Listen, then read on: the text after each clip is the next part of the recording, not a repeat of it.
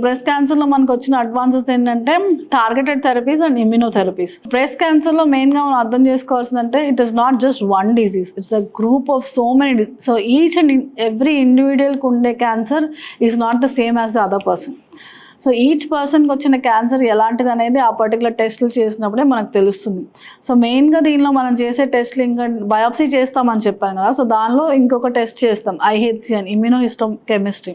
So దానిలో మనం చూసే రిసెప్టార్స్ ఏంటంటే ఈస్ట్రోజన్ రిసెప్టార్ ER అంటాం, progesterone receptor PR and HER2 receptor.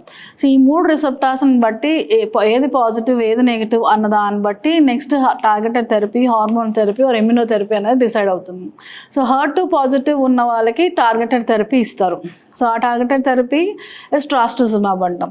So అది ఒక 1 year వరకు సర్జరీ అయ్యి కీమోలు అన్నీ అయిపోయిన తర్వాత కూడా 1 year వరకు 3 weekly ఆ టార్గెట్ థెరపీ అనేది ఇస్తారు.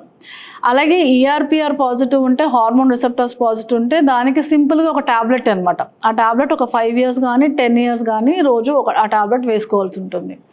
అలాగే ఇప్పుడు నెక్స్ట్ ఇమ్యూనోథెరపీస్ అంటే ఇప్పుడు అడ్వాన్స్డ్ క్యాన్సర్స్ ఆల్రెడీ లేదా ట్రీట్మెంట్ అయిపోయింది, నెక్స్ట్ మళ్ళీ రికరెన్స్ వచ్చింది, ఇలాంటి వాటికి మళ్ళీ మనం టెస్ట్ చేసి ఇప్పుడు సపోజ్ ఆల్రెడీ ఒక సెట్ ఆఫ్ ట్రీట్మెంట్ అయిపోయాం, నెక్స్ట్ మళ్ళీ ట్రీట్మెంట్ కోసం వాడేదాన్ని వాటికి స్పెసిఫిక్గా కొన్ని జీన్స్ కొన్ని మాలిక్యూల్స్కి టెస్ట్ చేసి వాటికి టార్గెట్ చేస్తూ ఇమ్యూనోథెరపీ అనేవి ఇస్తారు.